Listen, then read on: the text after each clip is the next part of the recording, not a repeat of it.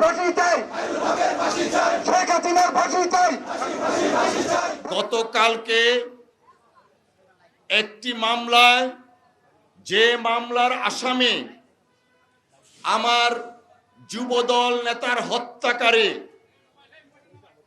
যে মামলার আসামি এদেশের গণতন্ত্র হত্যাকারী, যে মামলার আসামি এদেশে খুন, গুম, ক্রসফায়ারের উস্কানিদাতা এবং হোতা, যে মামলার আসামি হচ্ছে শেখ হাসিনার প্রধান দোসর, সেই খায়রুল হকের মামলা থাকলে আদালতে আইনজীবীরা যেতেই পারেন, কিন্তু মহামান্য সুপ্রিম কোর্ট, সর্বোচ্চ আদালত, সেই আদালতে ৩-৪ জন সিনিয়র আইনজীবী যারা ছাত্রলীগ এবং যুবলীগের নেতা কর্মীদেরকে কালো কোট পরিয়ে কোর্টের অভ্যন্তরে প্রবেশ করান, অর্থাৎ আওয়ামী লীগের নেতা কর্মীদেরকে, বহিরাগতদেরকে কোর্টের অভ্যন্তরে প্রকাশ করিয়ে তারা রাষ্ট্রের যারা আইনজীবী ছিল, আমার ভাই রাসেল এবং উজ্জ্বলের উপর কোর্ট চলাকালীন সময়ে ঝাঁপিয়ে পড়ে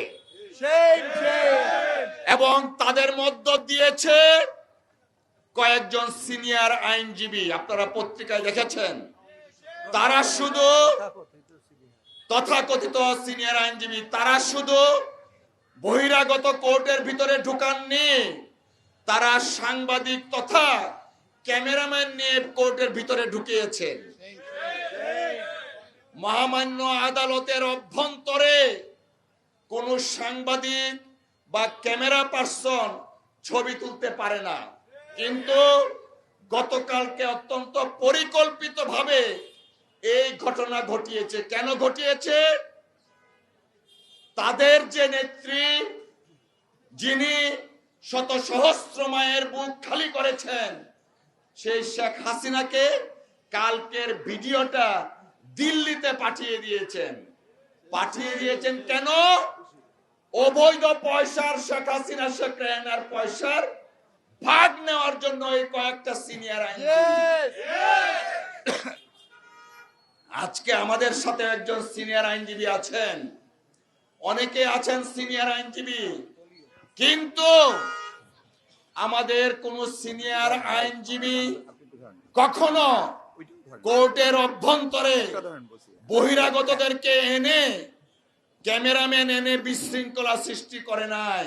যে বিচারপতির কারণে হাজার হাজার মায়ের কোল খালি হয়েছে, যে বিচারপতির কারণে গণতন্ত্র বিসর্জন দিয়েছে, যে খায়রুল হকের কারণে এদেশের মানুষের সমস্ত অধিকার হরণ করা হয়েছে, বিচার বিভাগকে ধ্বংস করা হয়েছে, সে খায়রুল হকের জন্য আবার কেউ মায়া কান্না করে উঠবেন আর আমাদেরকে মিছিল করতে হবে, এ কথা জীবনে কখনো ভাবি নাই।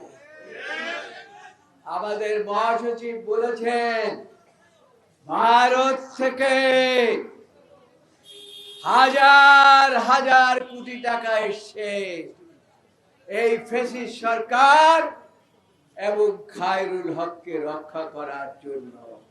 কারা এই টাকা পেয়েছে গতকালকে আপনারা দেখেছেন। তাদেরকে কায়সার কামাল বলেছে তারা নাকি সিনিয়র আইনজীবী, তারা সিনিয়র আইনজীবী না, তারা হচ্ছে এতদিন ফ্যাসিস্টদেরকে রক্ষা করার জন্য বর্ণচোরা হিসাবে দায়িত্ব পালন করেছে।